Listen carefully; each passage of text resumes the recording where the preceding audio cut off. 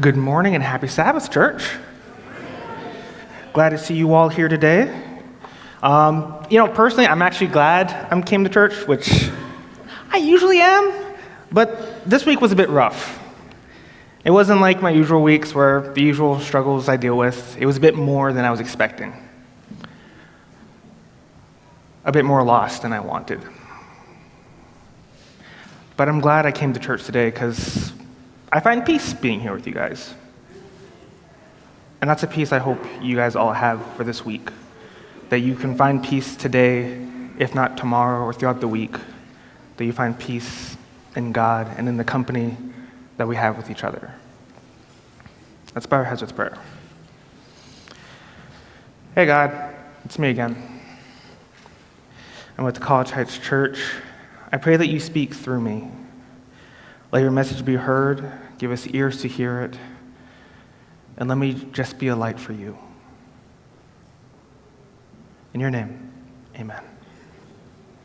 As you saw in the video, this week we're talking a bit about the unity in the body of Christ. Something that we all have a general understanding about. But we're not just talking about the general understanding. I want to go a little bit deeper. Because when we think of unity, we don't always think about differences. We think of uniformity. We think of the same parts. But that's not what God wants. When God describes the unity, what he sees in us is not the same way we dress, the same way we look, the same way we talk, from the same backgrounds. What he's talking about is more of the unity in what brought us here together. More than just outward appearances. Because the truth is, we're not united. We don't really have a lot of similarities at times. We have differences. Some of us like different sports teams. Some of us have different hobbies. We have different beliefs. We have different ideologies. We all think different things. That uniqueness between all of us is really a great thing, but we don't always see it that way. We see the friction that comes with it. Because sometimes, maybe your sports team loses. Sometimes, maybe an argument you have with somebody else gets too heated. Sometimes your neighbors don't see eye to eye. Sometimes we have conflict within our own families. But these differences that we have, they don't really matter. Because they're everywhere. We see them in everyone. But the differences, they help us grow. If you're with the same people all the time, you don't really expand your horizons. You don't see different things. You only begin to see things from one perspective. But when you're with others, you see a difference. But you need something that binds you together. It's a thread that binds you, and for us, that thread is Jesus. That thread binds each of us together. Because there's a reason we're here, and that's usually Jesus is our reason.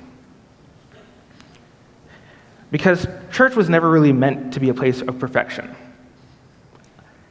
It's a place where people gather because we want to be healed. We're broken people. We don't come here because we've had a great week. We don't come here to show off. We come here to be closer to God. And sometimes that doesn't even need to be in a church. Sometimes that can just be in your personal relationships you have. In Jesus' ministry, we see over and over again that he doesn't really go for the religious elites. He doesn't go for the pious. He doesn't go for those who have it all. Memorizing a Bible verse is awesome, but that's not what Jesus came for. If you turn with me to Luke 19, verse 10, and when you get there, just say threads to let me know you've made it there. We'll see what Jesus' mission really is, because it sums it up really well.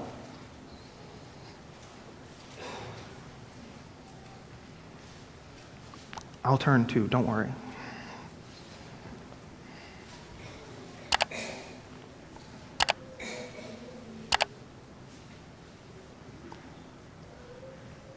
Threads. Okay, you guys all got it? Okay. For the Son of Man came to seek and to save what was lost. Luke 19:10. He came to seek the lost.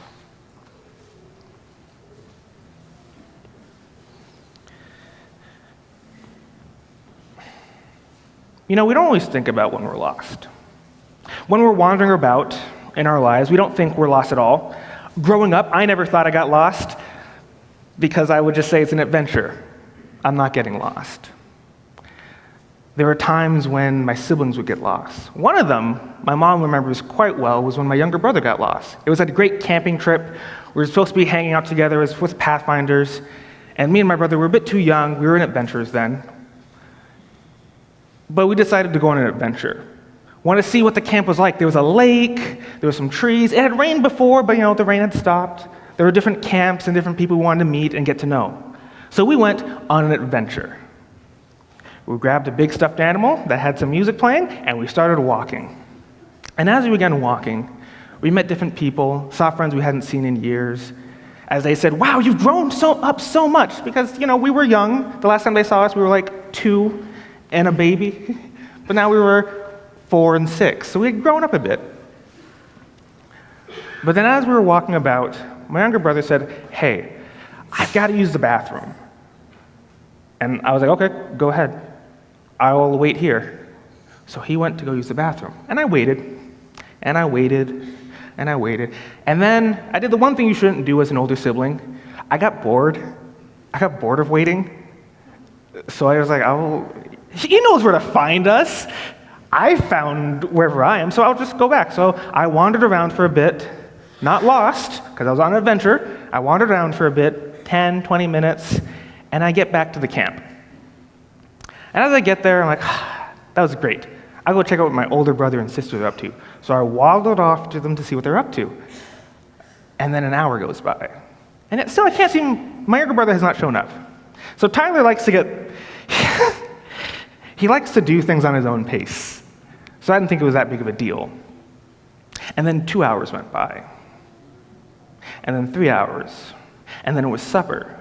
And then the storm that had left came back in. And now we all began to get worried. See, when you lose somebody, you don't think about it as a huge deal until you've noticed they're gone. And we don't worry as much the older you are when you get lost. We worry when you're younger. And because somebody had mentioned that, they saw some kids get into a canoe and go out into the lake. And when my mom heard that terrified her.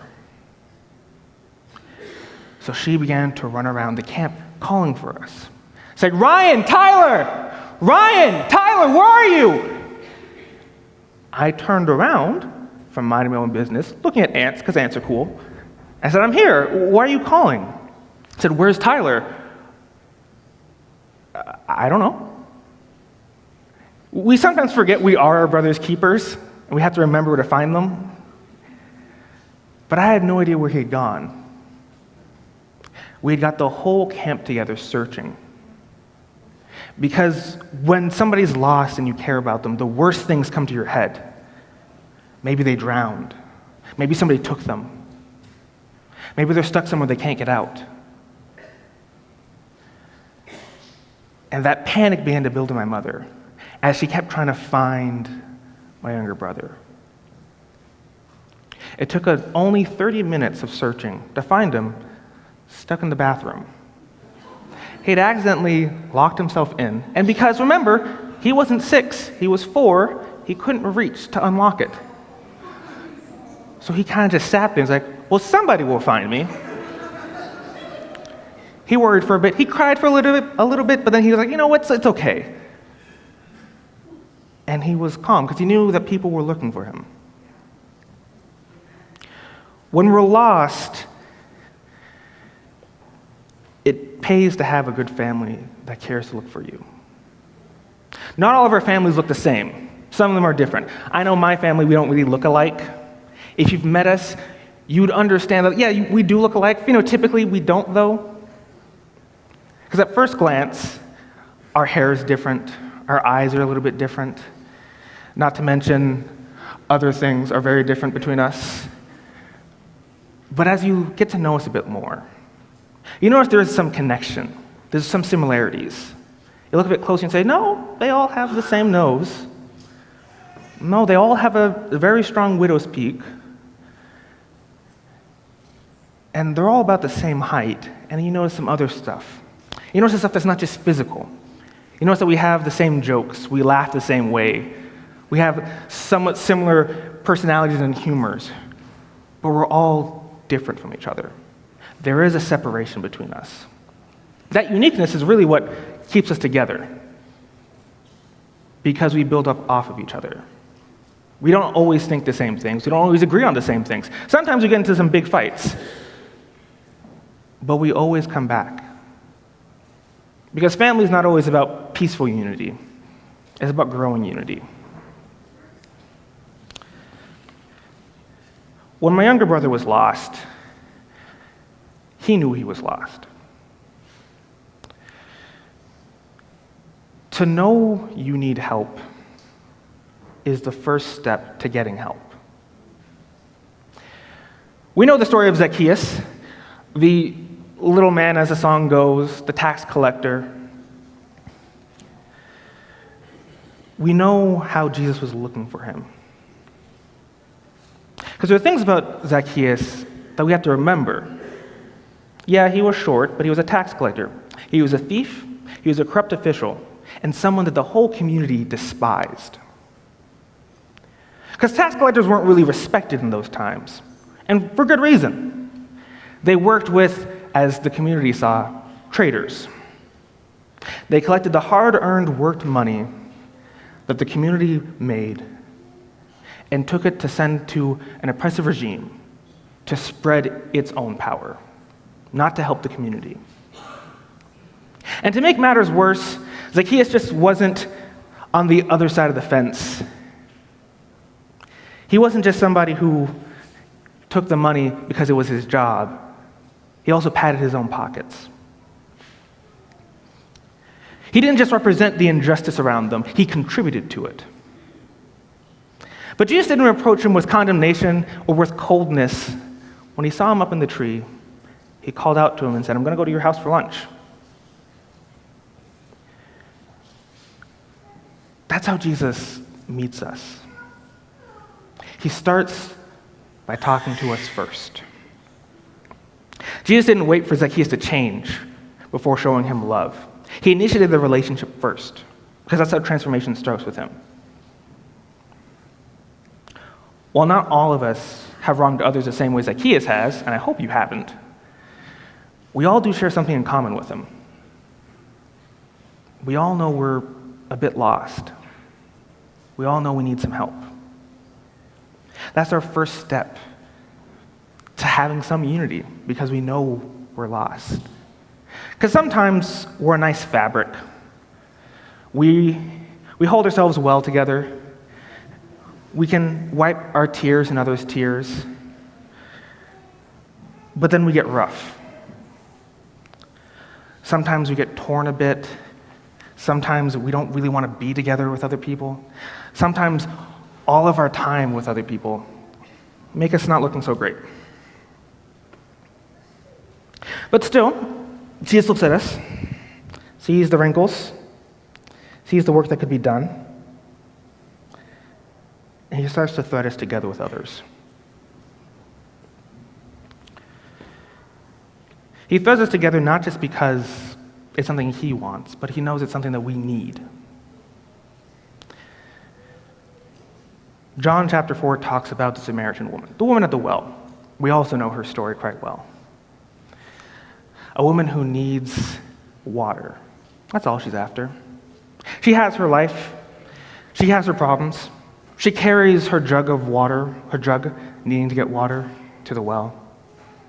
It carries a weight of her past, her relationships, the shame, the social ostracization that she has, the feelings that she isn't worthy for anyone or anything. We do the same thing. I know I do the same thing. Our wells aren't always the church. Sometimes our wells are our work, our school. And we go to fill up. We carry with us our past, our mistakes, our own failures. They're not what really defines us, but because they're problems on our part, we remember them so much more. We hold on to them so much more than we really should. There's a saying that people always say, nobody thinks about you as often as you think about yourself. But that doesn't change the fact that we remember everything we've done. But we know we have to carry on. So we carry our jug and we go to the well. The woman did the same. But like us, she also had a desire for something more. Her choices, whether right or wrong, were shaped by circumstances that we'll never fully understand. In the same way that the choices you make will be ones that most people will never truly understand. Because they're choices that you've made in your own circumstances. But when Jesus sees her, he doesn't wait for her to explain her problems. He doesn't wait for her to try to justify what she's done or to justify how she feels. He reaches out first. He's always reaching out before we even ask. Because he wants to bind us with others and with himself. He wants us to know that we're more than our past. We're more than just our problems. He didn't really care about her reputation, her social standing, because he didn't see her as a problem that needed to be fixed. He saw her as somebody who needed to be loved. Far too often when we meet people around us, we see that they have their own problems and their own issues, and we think they need to fix them. I know for me personally, I find too often that I think I need to fix my own problems before I can get any love back. But how long will that take?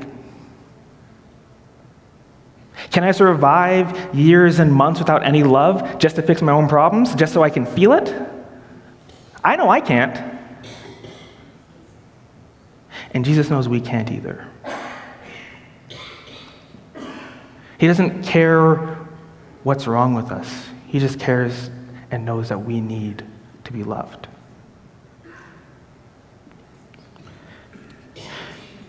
He understands that at times we do need to change, but he knows that that's not going to happen overnight. It didn't take one day for us to break. It didn't take 1 year for us to feel insecure. For a lot of us, it took a lifetime. It's going to take just as much time to be fixed again. It takes a while to feel like you're confident in yourself again, confident in your looks, confident in the way you talk, confident in your own relationships. But Jesus isn't here to fix you immediately. He knows it's going to take time, and he's willing to walk with you the whole way. He knows the journey is going to be hard, but he chose this hard journey because he loves us.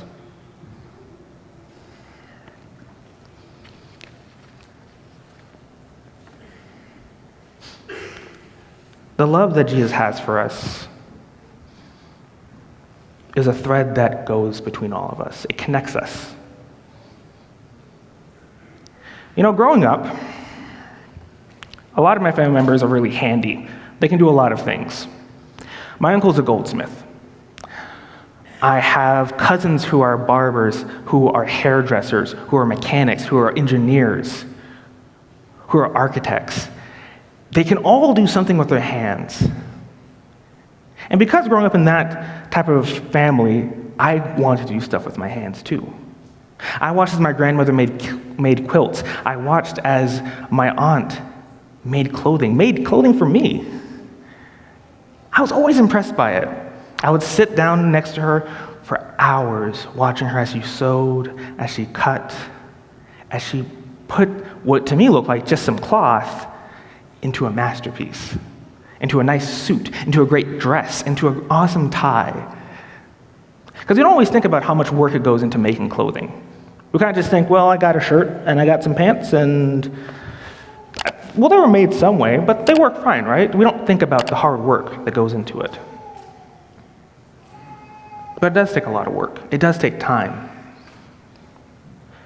Watching my aunt work, she would always cut off scraps, but she never threw them away. She took the scraps and put them into a bag. And being the young children we were, we wanted to do stuff with our hands too. We wanted to make something. So what we would do is that we would take a needle and thread and we'd build toys with them. I made stuffed animals, we made blankets, clothing for them. I even made a nice pillow for one time. It was really nice, but it didn't look good now that I think about it. It was mismatched pieces because I never had full length pieces of cloth. I only had small scraps. And as I put all those pieces together to make the pillows, to make the blankets, they weren't masterpieces, but they worked because it was stuff that we made. Our relationships can be like that, but in a better way, our relationships are more like a quilt. I don't know about you guys, but I love quilts. I think they're amazing and they're fun to make. And a lot of our relationships are like that. But we don't always have the best pieces. We take scraps. Sometimes our pieces are crumpled, sometimes they're cut. Sometimes they're a bit rougher from their journey. But still, when we meet new people, when we meet those around us, we get stitched with them, bit by bit. And that tapestry becomes who we are in our relationships. But the thing about church is that it's not just a simple tapestry. The thing about when we love God and Christ, it's not just a tapestry, it's a quilt. He puts us together with a design that we don't even see. Some of us are torn up, some of us are rough from the life we've lived, and some of us feel like we're half made. We feel like we weren't part of the full shirt and we're just cut for the floor. Christ starts to thread us together. And as he works on us, putting us together piece by piece, the final image doesn't look great. It kind of looks like a mismatch. But he keeps working on it because it does take time for us to have unity. It takes time for us to connect with others. And as he keeps working on it, you see pieces that you thought were trash, that should have been thrown away or even recycled. They become integral pieces to the final product. Without them, the image would never be the same.